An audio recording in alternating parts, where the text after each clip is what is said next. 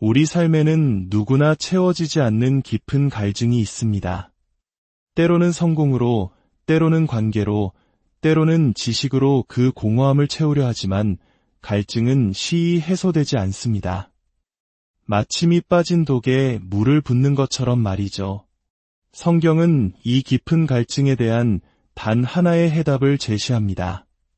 바로 하나님의 충만함으로 채워지는 것입니다. 오늘 우리는 성경의 가장 깊고 신비로운 진리 중 하나인 하나님의 충만함에 대한 여정을 떠나보려 합니다. 이 여정은 우리의 이성을 뛰어넘어 마음의 가장 깊은 곳을 어루만지는 시간이 될 것입니다. 여러분의 삶에 하나님의 은혜가 강물처럼 흘러넘치기를 소망하며 오늘의 이야기에 마음을 열어주시길 바랍니다. 만약 이 말씀의 여정이 당신의 영혼에 울림을 준다면 구독과 좋아요를 통해 더 많은 이들과 이 은혜를 나누는 통로가 되어 주십시오. 당신의 작은 손길이 누군가에게는 하늘의 문을 여는 열쇠가 될 수 있습니다. 주님의 이름으로 여러분 모두를 축복합니다. 에베소서 3장 19절은 이렇게 말합니다. 지식을 초월하는 그리스도의 사랑을 알아 하나님의 모든 충만하신 것으로 너희에게 충만하게 하시기를 구하노라. 이 구절은 우리 기독교 신앙의 심장과도 같습니다. 지식을 초월하는 사랑, 그리고 그 사랑을 통해 우리라는 작은 존재가 창조주 하나님의 무한한 충만함으로 채워진다는 약속. 이것은 인간의 언어로는 온전히 설명할 수 없는 너무나도 거대하고 놀라운 신비입니다. 밤하늘을 올려다본 적 있으십니까? 저 광활한 우주에는 우리 은하계보다 더 큰 행성들이 존재하며 태초에 빛이 있으라 말씀하신 하나님의 음성은 지금 이 순간에도 빛의 속도로 우주를 가르며 새로운 세계를 창조하고 있습니다. 그 모든 것을 손바닥 안에 품고 계신 하나님께서 그분의 무한한 충만함으로 바로 우리를, 당신을 채우시길 원하신다고 약속하십니다. 이것은 단순한 시적인 표현이나 감동을 주기 위한 비유가 아닙니다. 이것은 하나님의 살아있는 선포이며 우리의 상상력으로는 도저히 가늠할 수 없는 영적인 실제입니다. 우리는 이 약속을 스스로의 힘으로 이룰 수도 그 과정 전체를 이해할 수도 없습니다. 하지만 우리가 할 수 있는 단 한 가지가 있습니다. 바로 그분의 뜻에 우리 자신을 내어드리는 것, 즉 순종하는 것입니다. 특히 우리 한국인들은 지식과 이성을 매우 중요하게 생각하는 문화 속에서 살아왔습니다. 이해되지 않는 것은 쉽게 받아들이지 못하죠. 물론 하나님께서는 인간의 이성을 통해 그분 자신을 나타내시기도 합니다. 오라, 우리가 서로 변론하자 하시며 우리를 이성적인 대화의 장으로 초대하시기도 합니다. 하지만 하나님의 계시는 결코 인간의 이성 안에 갇히지 않습니다. 우리의 머리가 들어갈 수 없는 곳으로 우리의 마음은 우리를 인도할 수 있기 때문입니다. 하나님께서 우리의 지성보다 마음에 더 깊은 관심을 가지시는 이유는 믿음이 바로 마음에서 나오기 때문입니다. 성경은 마음으로 믿어위에 이른다고 말하지 머리로 믿는다고 하지 않습니다. 히브리서 11장은 이렇게 증언합니다. 믿음으로 우리는 세상이 하나님의 말씀으로 지어진 줄을 아나니 여기서 순서는 명확합니다.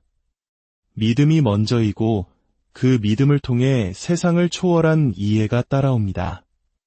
믿음은 이성에 반하는 것이 아니라 이성을 뛰어넘는 상위의 개념인 것입니다. 그렇다면 진정한 충만함이란 무엇일까요? 여기에 물병이 하나 있습니다. 상점에서 팔아도 될 만큼 물이 채워져 있습니다. 하지만 사실 이 병은 가득 찬 것이 아닙니다. 물을 조금 더 부어봅니다. 이제 거의 가득 찼지만 여전히 완전한 충만함은 아닙니다. 물이 병의 가장자리를 넘어 흘러내리기 시작할 때, 바로 그때 이 병은 비로소 충만하다고 말할 수 있습니다. 하나님 나라의 풍요와 충만함은 당신이 얼마나 많이 담고 있느냐로 측정되지 않습니다. 그것은 당신을 통해 얼마나 많이 흘러넘치고 있느냐로 측정됩니다. 성경은 우리에게 술 취하지 말라이는 방탕한 것이니 오직 성령으로 충만함을 받으라고 명령합니다. 여기서 충만함은 바로 이 흘러넘침을 의미합니다. 우리 각자는 깨지기 쉬운 그릇과 같습니다. 그렇기에 우리는 스스로의 힘으로 충만함을 유지할 수 없습니다. 우리는 끊임없이 생명수 되시는 성령님이 흘러나오는 근원 아래에 머물러야 합니다. 많은 신앙인들이 과거에 뜨거웠던 경험, 수년 전의 은혜에 대한 기억의 의지에 살아가곤 합니다. 물론 과거에 하나님께서 부으셨던 영광의 흔적만으로도 놀라운 일이 일어나기도 합니다. 구약의 선지자 엘리사의 뼈에 죽은 시체가 닫혀 살아나는 기적처럼 말입니다. 하지만 하나님은 우리가 과거의 영광에 머무는 것을 원치 않으십니다. 구약시대에 제단의 불을 처음 붙이신 분은 하나님이셨지만 그 불이 꺼지지 않게 지켜야 할 책임은 제사장에게 있었습니다. 만약 불이 꺼졌다면 그것은 하나님의 주권의 문제일까요? 아니면 제사장의 태만일까요? 하나님은 그 불이 영원히 타오르기를 원하십니다. 그 불을 계속 타오르게 하는 유일한 방법은 우리 자신을 살아있는 제물로 드려 그 제단 위에 올려놓고 하나님, 내 안에서 불타오르소서라고 기도하는 것입니다. 이 충만함과 흘러넘침의 신비는 창세기 28장에서부터 시작됩니다. 형의 설을 피해 도망치던 야곱은 광야에서 돌을 베개 삼아 잠이 듭니다. 그의 꿈에 하늘까지 닿는 사닥다리가 나타나고 하나님의 천사들이 그 위를 오르내립니다. 그리고 하나님께서 그에게 나타나 놀라운 축복을 약속하십니다. 잠에서 깬 야곱은 두려움에 떨며 고백합니다. 여호와께서 과연 여기 계시거늘 내가 알지 못하였도다. 이곳은 다름 아닌 하나님의 집이요 이는 하늘의 문이로다. 이것이 성경에서 하나님의 집이라는 단어가 처음 언급된 장면입니다. 놀랍게도 그곳에는 아무런 건물이 없었습니다. 하나님의 집은 웅장한 성전이나 교회가 아니었습니다. 그것은 하늘과 땅이 만나는 통로, 즉 하늘의 문이었습니다. 두 개의 다른 차원을 연결하는 관문이었습니다. 야곱은 그곳의 이름을 베델, 즉 하나님의 집이라고 부릅니다. 이 이야기는 신약으로 넘어와 요한복음 1장에서 예수 그리스도를 통해 완성됩니다. 예수님은 나타나엘에게 이렇게 말씀하십니다. 진실로 진실로 너희에게 이르노니 하늘이 열리고 하나님의 사자들이 인자 위에 오르락 내리락 하는 것을 보리라. 야곱의 꿈에 나타났던 사닥다리의 실체는 바로 예수 그리스도 자신이었습니다.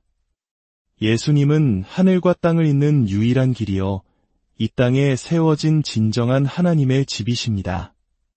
예수님은 말씀이 육신이 되어 우리 가운데 거하시는 움직이는 성전 그 자체셨습니다. 그리고 그분은 이 땅을 떠나시기 전 우리에게 똑같이 말씀하셨습니다. 너희는 세상의 빛이라. 예수님께서 혼자 감당하셨던 그 사명을 이제는 그분을 믿는 모든 이들에게 확장시키신 것입니다. 이것이 교회의 본질입니다. 교회는 건물이 아니라 예수 그리스도를 머리로 하여 성령 안에서 함께 지어져가는 살아있는 돌들, 즉 우리 자신들입니다. 우리는 이 땅에 세워진 하나님의 집이며 세상을 향해 열린 하늘의 문입니다. 예수님은 부활하신 후 제자들에게 나타나셨습니다. 요한복음 20장에서 두려움에 떨며 문을 닫아 걸고 숨어있는 제자들에게 찾아오셔서 그들을 향해 숨을 내쉬며 말씀하셨습니다. 성령을 받으라. 이 순간 제자들은 거듭남의 체험, 즉 성령의 내주하심을 경험했습니다. 하지만 예수님은 그것으로 충분하다고 말씀하지 않으셨습니다. 누가복음 24장에서 승천하시기 직전 그분은 제자들에게 마지막 명령을 내리십니다. 볼지어다 내가 내 아버지께서 약속하신 것을 너희에게 보내리니 너희는 위로부터 능력으로 입혀질 때까지 이 성에 머물라. 성령이 이미 그들 안에 계셨지만 이제는 성령이 그들을 옷처럼 입으시는, 즉 능력으로 옷 입는 또 다른 차원의 경험이 필요했던 것입니다. 구약의 사사 기드온의 이야기에서 성경은 여호와의 영이 기드온에게 임하시니라고 기록하는데 원어의 의미는 성령께서 기드온을 옷 입듯 하셨다는 뜻입니다. 마치 우리가 장갑을 끼듯 성령께서 기드온이라는 사람을 입으시고 그를 통해 하나님의 일을 행하신 것입니다. 우리의 삶에 필요한 것이 바로 이것입니다. 성령께서 우리를 장갑처럼 끼시고 그분의 뜻대로 우리를 통해 자유롭게 일하시는 경험. 이를 위해 우리의 의지, 우리의 고집, 우리의 선입견은 부드럽고 유연하게 그분 앞에 내어드려져야 합니다. 드디어 사도행전 2장 오순절 날이 이르렀습니다. 예수님의 명령대로 약 120명의 성도들이 한마음으로 기도에 힘썼습니다. 열흘간의 간절한 기도 끝에 갑자기 하늘로부터 급하고 강한 바람 같은 소리가 들려왔고 불의 혀처럼 갈라지는 것들이 각 사람 위에 임했습니다. 그리고 그들은 모두 성령의 충만함을 받고 성령이 말하게 하심을 따라 다른 언어들로 말하기 시작했습니다. 수많은 사람들이 이 기이한 소리에 이끌려 모여들었습니다. 어떤 이들은 놀라고 어떤 이들은 혼란스러워했으며 어떤 이들은 새 술에 취했다고 조롱했습니다. 바로 그때 베드로가 일어나 외칩니다.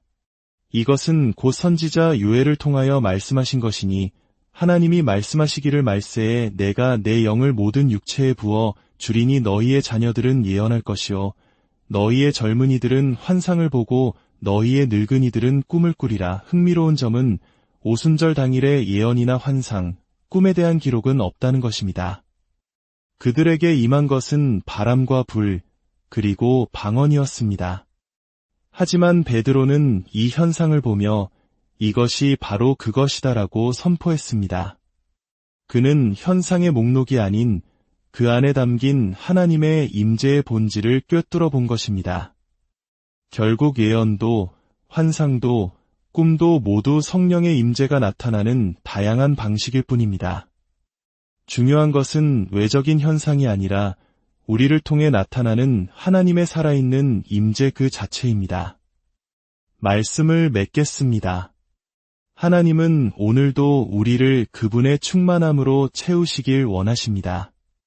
우리의 삶이 단지 우리 자신을 위해 존재하는 닫힌 공간이 아니라 하나님의 영광과 사랑이 세상으로 흘러넘치는 통로가 되기를 원하십니다.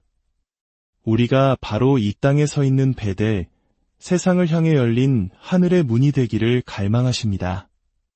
이것은 한 번의 경험으로 끝나는 것이 아닙니다. 날마다 성령의 임재 앞에 우리 자신을 내어드리고 그분의 세미한 음성에 순종하는 삶의 방식입니다. 오늘 이 자리에 있는 모든 분들, 그리고 이 음성을 듣고 있는 모든 분들의 삶 위에 성령의 새로운 부으심이 있기를 간절히 기도합니다. 성령이여, 오시옵소서, 우리에게 임하시옵소서, 우리를 새롭게 하시고 우리를 당신의 능력으로 옷 입혀 주시옵소서. 우리의 삶이 당신의 임재로 가득 차 흘러넘치게 하소서. 그리하여 우리의 가정이, 우리의 일터가, 우리가 닿는 모든 곳이 하나님의 집, 하늘의 문이 되는 놀라운 역사를 보게 하소서. 주저하는 기도에는 주저하는 응답이 따를 뿐입니다. 담대하게 구하십시오.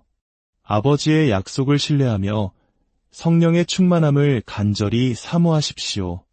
하나님 아버지, 지금 이 시간 당신의 자녀들 한 사람 한 사람 위에 하늘의 문을 여시고 약속하신 성령을 부어주시옵소서.